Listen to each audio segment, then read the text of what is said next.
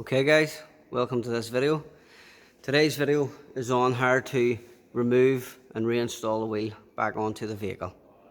Okay, this is a follow-on video from the how to jack up and secure a car safely on an axle stand. So this one is actually how to take the wheel on and off properly. Okay, so if you remember from the previous video, you need to make sure you're on a level ground, the wheels are choked and the handbrake is on. Okay, so you can see my tools.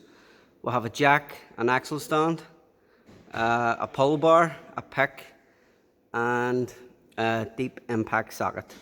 Okay, so today we're not using an air gun or an electric gun to take the wheels on and off. We're doing this manually. Okay, so some vehicles do have lock and wheel nuts.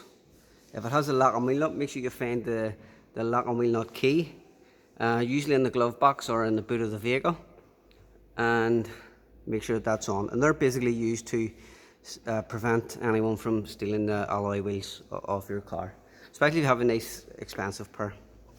Okay, so first thing is first, what we need to do is pull off the center cap, or the hubcap some people like to call it. So you can see this middle bit here, that's your center cap or hubcap. We'll pop that off and we'll have access then to our wheel studs. Okay. Okay, so what we'll then do is pop off the center cap, and now we'll have access to our 4 wheel studs. Okay, we'll have a deep impact socket, which is a 17mm. You have 3 common sizes to take off a wheel: a 17mm, 19mm, or a 21mm. Okay, this one here is a 17mm. So we'll have our breaker bar. You can get these breaker bars in a smaller form, which go out into which telescopic out into a much longer form, and what they're used for is to give you a bit more leverage so you can loosen the wheel studs. These studs can be tightened to over 120 Newton meters in some vehicles. There is no process to take them off. You basically just, the best way is to lean your weight down onto the studs. Don't be pulling up the way, okay? And most vehicles is lefty loosey, righty tighty, okay? So lean your weight down, and all we're doing is slackening them wheel studs off. And once you have that done,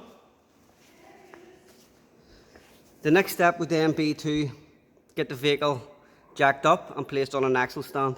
If you did that first, you would have a hard time trying to get your wheel studs off. Okay, so bear with me till I jack this vehicle up.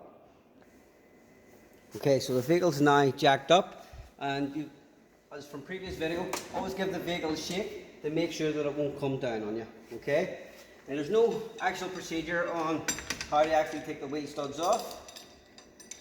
That's only when you're going to tighten. So lefty loosey all the wheel studs, and try and set them somewhere so they don't be kicked about the workshop or you don't lose them.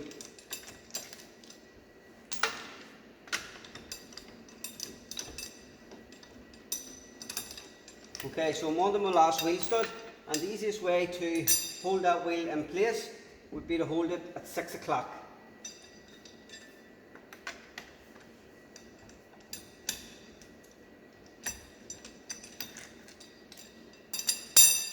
Okay, now the wheel can be lifted off.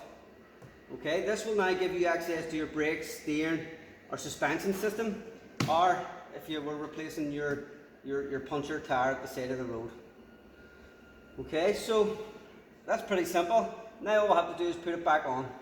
What I like to do is have one of my studs sitting around 12 o'clock, so then I can easily place one of the holes in the alloy wheel to 12 o'clock as well. Okay, some people like to get down on one knee or sit on their butt. Some wheels can be really heavy, so lift the wheel up and on, and again hold it at 6 o'clock, and it won't go anywhere. Always make sure when you're tightening wheel studs or any other bolt for that matter, make sure you always start it by hand, and then the most important bit is to make sure that you tighten them and what we call opposites. Okay, so opposites. And what that then does is tightens the wheel on nice and even.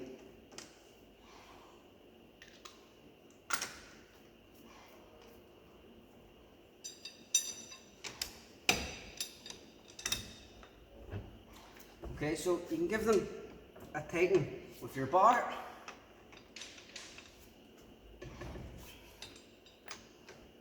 Before we actually tighten the wheel right up when it's down. But that's the most important bit, guys, to make sure you tighten in opposites.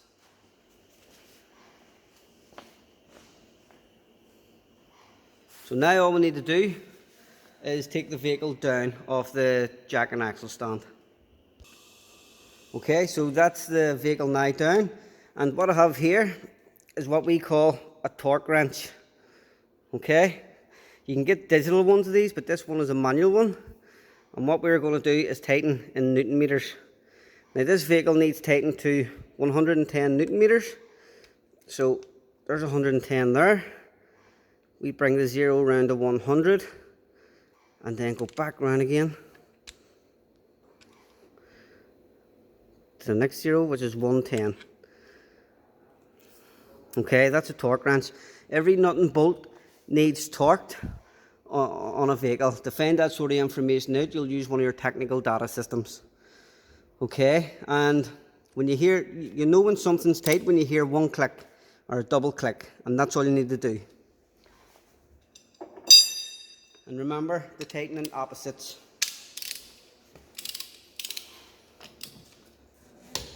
So you hear that click? That's how you know it's tightened to the correct tightness.